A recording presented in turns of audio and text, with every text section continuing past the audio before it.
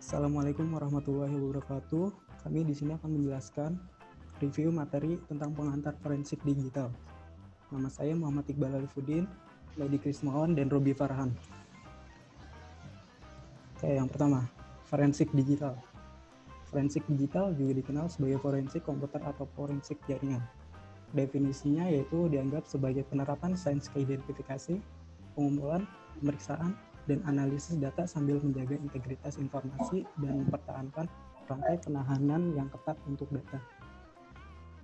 Fase-fase pada proses forensik data yaitu pertama ada koleksi, mengidentifikasi, memberi label, merekam, dan memperoleh data dari sumber yang mungkin. Kedua ada pemeriksaan, memproses sejumlah besar data yang dikumpulkan menggunakan kombinasi otomatis dan manual metode menilai dan mengekstraksi data yang menarik. Yang ketiga adalah analisa menggunakan metode dan teknik yang dapat dibenarkan secara hukum. Yang keempat ada pelaporan tindakan yang digunakan, alat atau prosedur, memberikan rekomendasi untuk perbaikan kebijakan, pedoman, prosedur, alat, dan lainnya sebagai aspek proses forensik. Terus ada proses forensik. Yang pertama adalah pengumpulan data. Pengumpulan data itu ada 3 jenis, yaitu pertama identifikasi kemungkinan sumber, kedua adalah memperoleh data, ketiga adalah pertimbangan respons insiden. Yang kedua ada pemeriksaan. Yang pertama adalah menilai dan mengekstrak informasi yang relevan dan melewati atau kurangi fitur OS atau aplikasi. Masih di proses forensik, selanjutnya ada analisis, gunakan pendekatan metodologis untuk mencapai kesimpulan yang tepat, mengidentifikasi orang, tempat, barang, dan peristiwa, dan menentukan bagaimana elemen-elemen ini saling terkait sehingga kesimpulan bisa tercapai. Pelaporan, mempersiapkan dan menyajikan informasi dari tahap analisis, identifikasi masalah, lain. Selanjutnya tentang materi pengenalan dan penanggulangan spyware, adware, dan spam.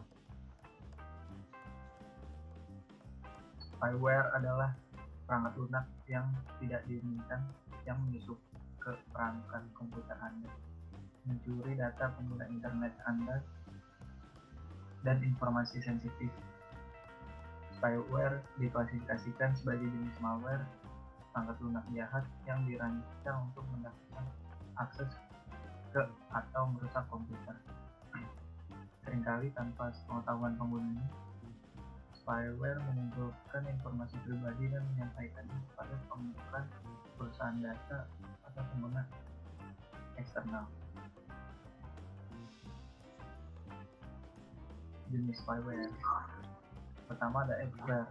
Jenis spyware ini melacak riwayat dan unduhan perambahan Anda dengan tujuan untuk memprediksi produk atau layanan apa yang Anda minati. Kedua ada Trojan. Perangkat lunak berbahaya semacam ini nyaman sebagai perangkat lunak yang sah. Misalnya, Trojan mungkin tampak sebagai baruan Java atau Crossfire saat ini. Malware Trojan dikendalikan oleh pihak ketiga. Ini dapat digunakan untuk mengakses informasi sensitif seperti nomor jaminan sosial dan informasi kartu kredit.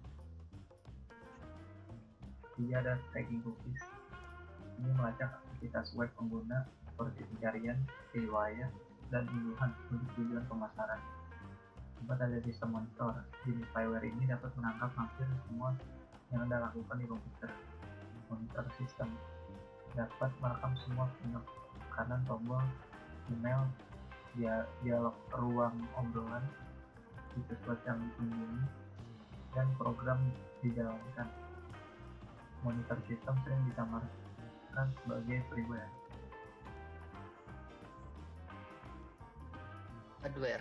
Adware sebenarnya difungsikan sebagai promosi atau iklan berbentuk banner yang dimasukkan secara tersembunyi oleh pembuat program. Umumnya program diberikan secara gratis, tetapi dengan kompensasi pemakai harus menerima iklan pada program. Terkadang pemakai ingin menggunakan program shareware, tetapi di dalamnya terdapat program yang difungsikan sebagai adware. Spam. Spam adalah suatu email yang membawa pesan-pesan yang sifatnya komersial, bisa menjual jasa, barang, atau menawarkan sesuatu hal yang menarik. Bisa dianalogikan sebagai suatu junk email yang dimasukkan ke dalam mailbox. Spam seringkali tidak membawa pesan yang penting bagi pemilik email dan sangat merugikan pengguna email. Mencegah penyebaran spam. Memfilter email yang masuk ke dalam mailbox dengan men-setting konfigurasi pada email tersebut. Untuk Outlook, Express, Firebird, dan program email klien yang lainnya dapat diatur dari setting atau konfigurasi software tersebut. Oke, sekian dari kelompok kami. Kurang lebihnya mohon maaf. Wassalamualaikum warahmatullahi wabarakatuh.